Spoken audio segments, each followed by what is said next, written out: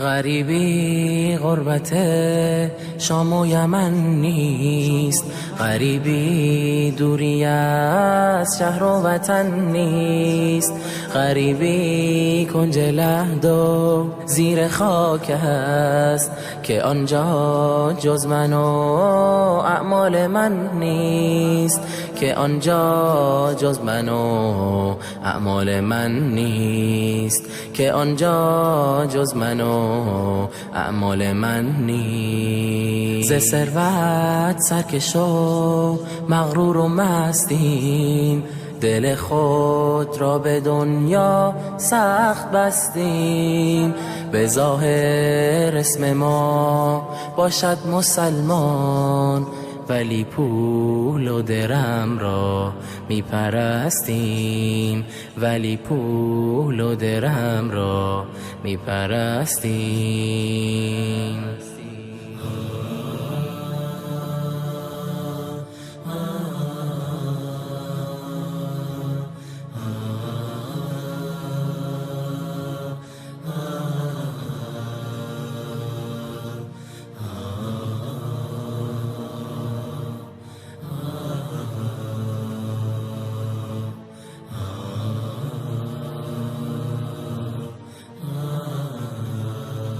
خدا را وقت سختی می شناسیم،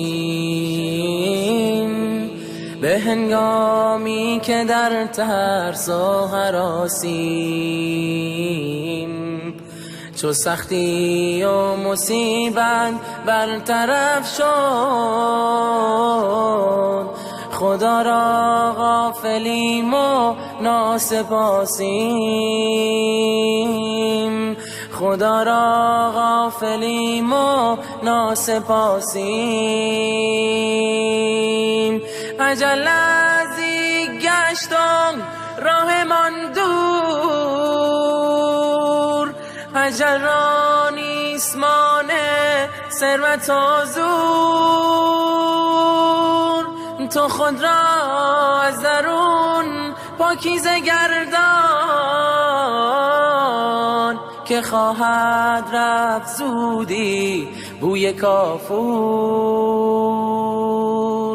که خواهد رفت زودی بوی کافور.